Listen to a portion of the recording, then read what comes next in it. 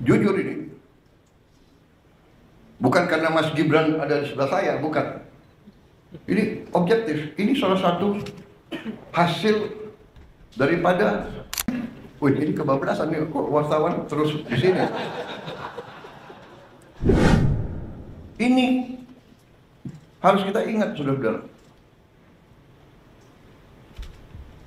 Dan alhamdulillah kabinet kita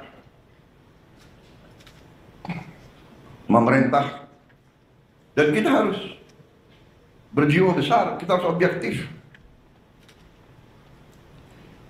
Kita bisa lancar begini, kita bisa bagus begini karena transisi pemerintahan berjalan dengan lancar, dengan baik. Saya dibilang apa itu? Presiden boneka, saya dikendalikan oleh Pak Jokowi. Ya. Seolah Pak Jokowi tiap malam telepon saya. Saya katakan itu tidak benar. Bahwa kita konsultasi, iya, itu seorang pemimpin yang bijak, yang konsultasi, minta pendapat, minta saran. Beliau 10 tahun berkuasa. Saya menghadap beliau, nggak ada masalah. Saya menghadap Pak SBY, tidak ada masalah. Saya menghadap Ibu Mega, tidak ada masalah.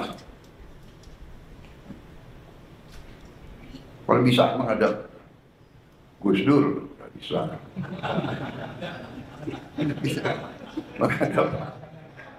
Menghadap Pak Harto, iya, menghadap Bung Karno kalau bisa. Loh, minta pandangan, minta saran. Pak Jokowi berhasil 10 tahun, orang suka tidak suka.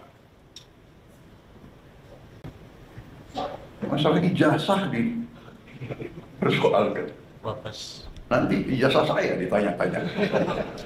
Iya kan? Ini ada wartawan banyak ya.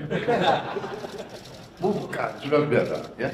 Kita ini di mana-mana saya katakan, dunia ini sedang penuh ketidakpastian. Ya. Dunia penuh dengan ketidakpastian. Kita rasakan sekarang. Kita rasakan, kita jujur, kita rasakan. Sekian puluh tahun kita menjadi the good boy. Ya kan? Ada negara yang besar, negara yang kuat. Bilang ke kiri, ya monggo. Bilang ke kanan, monggo. Kita ikut World Bank, kita ikut IMF, kita ikut. Ya kan? Tapi globalisasi, ya kita ikut. Tapi sekarang yang meninggalkan sistem yang mereka bangun, mereka sendiri. Free trade, monggo. Kita bingung jadinya. Yang dibilang Menteri Keuangan sedang di luar negeri ya. Sekarang ekonom-ekonom yang belajar sekian puluh tahun, sekarang harus belajar lagi. Prof, iya kan? Udah, harus belajar lagi. Dan memang kita perlu belajar lagi. Tapi kalau saya, kita punya Undang-Undang Dasar 45 yang merancang itu, yang membentuk itu, mereka yang melihat dan merasakan, oh, imperialisme kayak begini, penjajahan kayak begini. Mengalami Belanda, Jepang, mengalami pergolakan mungkin 25, 28 tahun kita merdeka, 28 tahun kita merdeka, tidak pernah berhenti dari campur tangan asing.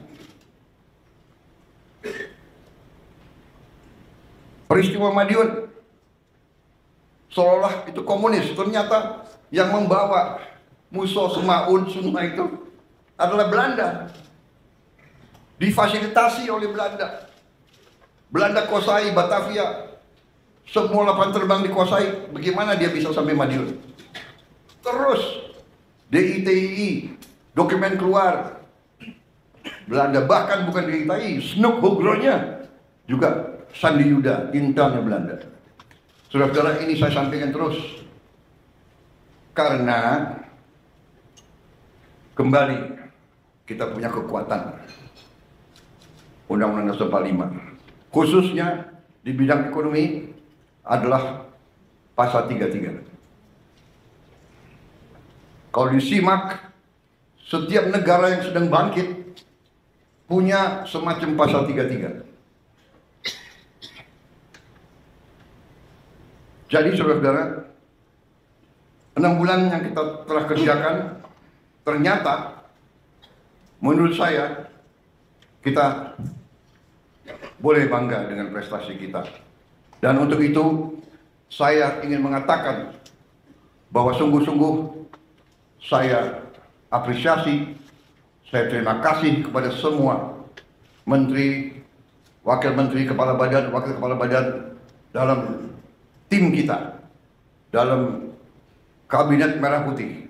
Saya merasa kita bisa mencapai ini karena kerjasama yang baik di antara kita. Saya merasakan teamwork.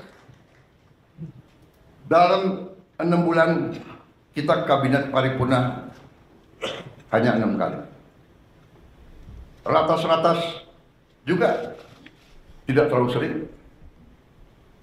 Saya paham sebagian dari Anda mungkin ketemu saya tidak sering yang kita inginkan. Tetapi hasil kita, hasil diskusi kita, hasil keputusan kita terwujud, terlaksana, dan dirasakan oleh rakyat Indonesia. Saudara-saudara, apa yang ingin saya sampaikan? Mari kita lihat dengan tolok ukur yang objektif, yang jelas. Salah satu tonggak pemerintahan di setiap negara adalah mampu atau tidak kita menjaga inflasi.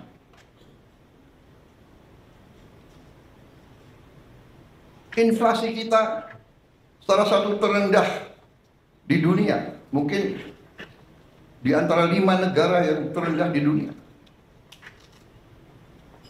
Mungkin inflasi yang lebih rendah dari kita, mungkin Tiongkok, Mendagri. Ini prestasi. Dan saya harus katakan,